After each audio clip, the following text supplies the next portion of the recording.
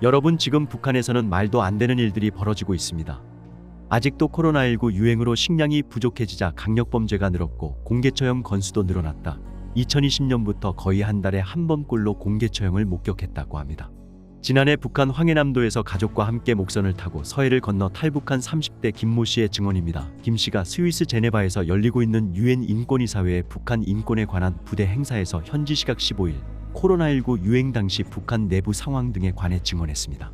코로나19로 북한이 국경을 봉쇄한 이후 탈북 사례는 극히 드물었습니다. 그런 만큼 어렵게 탈북에 성공한 김 씨의 증언은 코로나19 당시의 상황을 파악할 수 있다는 데 의미가 있습니다. 김 씨가 이번에 증언한 내용을 보면 코로나19 대유행 기간 북한에서는 식량 값이 폭등해 굶어 죽는 사람이 속출했다고 합니다. 다음은 탈북민 김 씨의 증언입니다.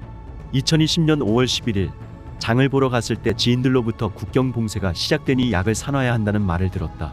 이튿날 약을 사러 갔더니 약국이 닫혀 있었고 약국이 약을 팔면 역적이라고 했다고 들었다. 그 다음 날인 13일에는 독감을 막기 위한 방침이 우리 지역의 인민만 기업소 강연 등을 통해 내려와서 마스크를 2개씩 착용해야 했다. 또 군과 군 사이, 리와 리 사이도 못 넘어가는 봉쇄가 석 달간 이어졌다. 조선중앙TV에서는 선진국이라는 나라들에서도 사람들이 죽어나간다는 사실을 보여줬다. 코로나 기간 국가가 우리 지역의 장사도 통제에 물품의 유통이 막혔고 식량 사정이 급격히 나빠졌다.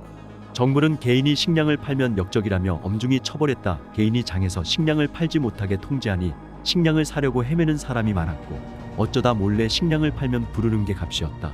이러니 식량값이 폭등하게 되었고 굶어 죽는 사람이 속출하기 시작했다. 국가가 개인의 식량을 빼앗아 가기도 했다. 2019년 11월 어느 날엔 우리 집에 15명 정도가 들이닥쳤다. 당시 어머니 혼자 집에 있었는데 어머니를 밀치고 집 안에 들어와 1톤가량의 벼를 빼앗아 차에 싣고 달아났다. 수색영장도 없이 모자라는 군량미를 충당한다며 가택수색을 벌인 것이다. 2020년 가을에도 같은 일이 반복됐다. 보안원이 가택수색을 하러 집 안에 들어왔고 내가 내 돈으로 사들인 곡식인데 왜 뺐냐고 하자 보안원은 또다시 이 땅에 내 것이 어디 있어. 내가 밟고 서 있는 땅도 내 것이 아니고 내가 숨을 쉬고 있는 공기마저도 다 당의 것이라고 말했다. 김 씨는 지난해 2월 자신이 휴대전화로 직접 찍은 영상도 처음으로 일반에 공개했습니다. 영상은 황해남도 네 다른 지역 출신 한 남성과의 대화 장면이 담겨 있습니다. 무슨 뭐? 양파리? 바다 낀데나 여기도? 맛있는데 네. 그게 해안경비대 있잖아. 해안경비대 안 가잖아요. 한 집에서는 지금 게일 말이에요. 게일. 예. 그래서 막 했지. 길 잡아주러 왔다. 네.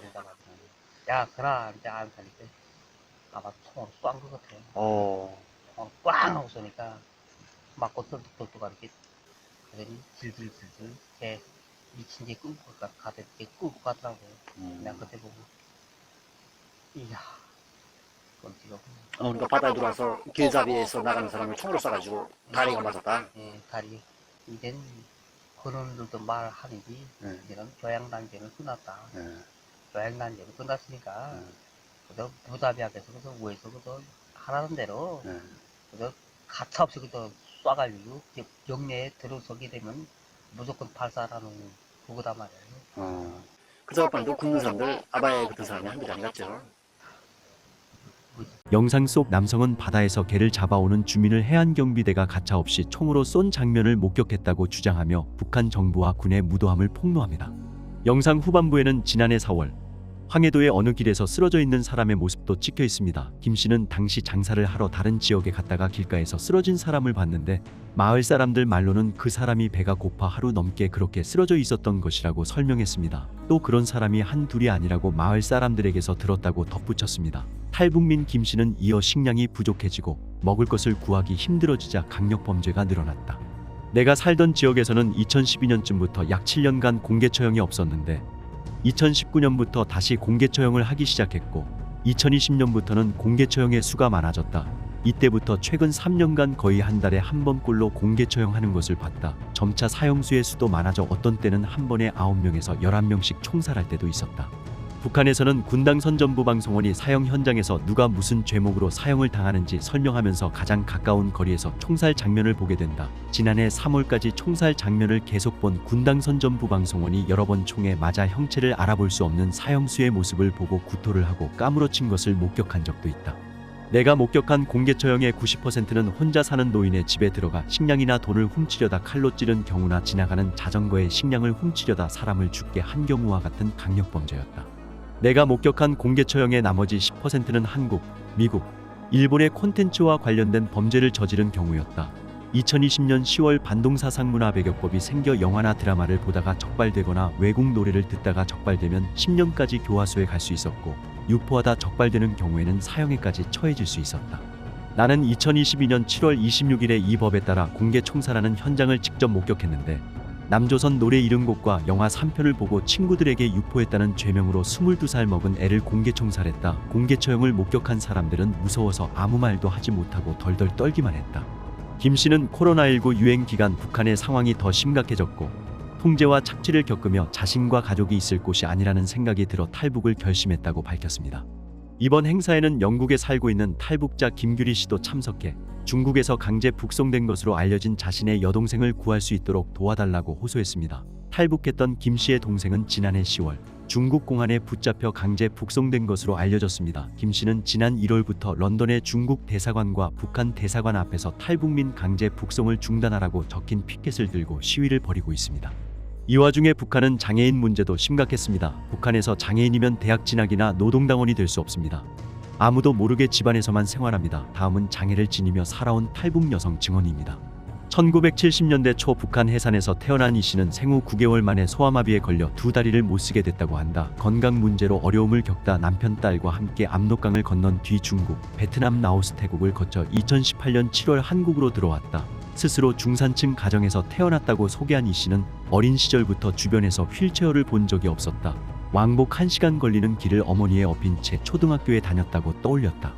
그는 학급에서 제일 공부 잘하는 학생이었지만 북한에선 장애인이 대학에 갈 수 없다고 해 고등중학교만 졸업하고 진학을 못했다면서 저와 같은 중증장애인은 일도 전혀 하지 못하기 때문에 졸업 후 집에 갇혀 지낸다고 말했다. 이어 북한에서 장애에 대한 시각은 가혹하고 비인간적이라며 대부분 장애인을 불구라고 부르고 더 모욕적인 말로 비하하기도 한다고 전했다. 또 나라가 휠체어를 주는 건 군 복무 중 다쳐 2급 장애를 가진 경우로만 알고 있다고 했다. 이 씨는 장애를 가지면 사회 참여가 거의 불가능하고 손가락질을 당하기 때문에 밖으로 나가지 못한다. 저는 병원이 아닌 곳에서 장애인을 본 적이 없고 장애인의 존재를 숨기는 사회 풍조가 있다고 설명했다. 그러면서 한 번도 국가에서 장애인 혜택을 받은 적이 없고 맹인농아학교가 있다고는 들었지만 상류층 자제만 다닐 수 있다며 방송에 시각장애인이 악기를 연주하는 모습이 나와서 우수하면 저렇게 할 수 있나 보다 생각했지만 실상은 그렇지 않았다고 전했다. 이 씨는 진학하기 어려운 현실 앞에 체념하고 독학으로 미싱을 배워 재봉 일을 하며 생계를 꾸리다 지금의 남편과 만나 결혼도 했다. 그러던 중 집에 도둑이 들었고 남편과 함께 돈을 되찾으려 다투는 과정에서 폭행까지 당해 어깨뼈가 부러졌다고 이 씨는 말했다. 금전 피해를 복구할 길이 없고 어깨까지 탈이 나자 차라리 북한을 떠나기로 했다고 한다. 이 씨는 한국에서 장애인을 위한 공공단체에 취업하고 건강한 사람들과 동등한 생활을 하며 새 삶을 즐기고 있다면서 북한의 장애인은 그 아무도 모르게 집안에서만 생활하고 있다는 현실을 국제사회가 알아주면 좋겠다고 말했다. 이날 행사에서는 탈북 후 중국에서 체포돼 강제 북송됐다가 구금시설에서 각종 고문을 비롯해 온갖 고초를 겪고 다시 북한을 빠져나온 지명의 씨도 증언했다. 이런 와중에 북한의 심각 상황은 여전히 지속되고 있다. 북한이 내부 통제를 강화하고 주민 불만을 억누르기 위해 경범죄자도 빈번히 공개 처형하고 있다고 합니다. 40대 탈북민 증언에 따르면 북한 내부에서는 본보기로 경미한 범죄자에 대한 공개 처형이 횡행하고 그 판단도 재판 없이 회의에서 결정되는 경우가 많다고 주장했습니다. 살인죄 등 중대 범죄자를 대상으로만 집행되던 사형이 지난 10여 년간은 경범죄자에게도 적용됐다는 것입니다. 이 탈북민은 북한이 경미한 죄까지 단속하겠다는 포고문을 붙이고 이를 어긴 사람을 각 광역지자체에 설치된 도안전위원회 회의를 통해 처형하고 있으며 그 횟수가 주에 한두 건은 된다고 전했습니다. 이어 포고문이 나오면 소를 훔쳐 죽여도 처형 대상이 된다.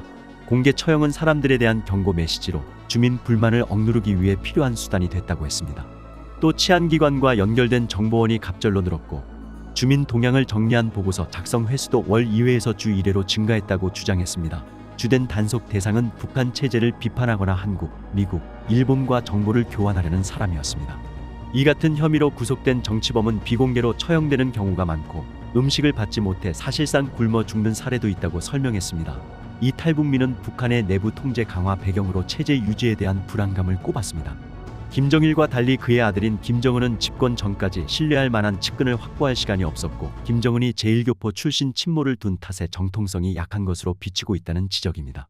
끝으로 이탈북민은 유엔 인권이사회와 국제형사재판소 등을 염두에 두고 북한 인권 문제를 국제적으로 제기해 사람을 함부로 처형하는 것을 막아야 한다고 말했다고 전했습니다. 정성산TV 좋아요, 구독, 알림은 큰 힘이 됩니다. 후원해주시는 모든 분들께 가열차게 멸공.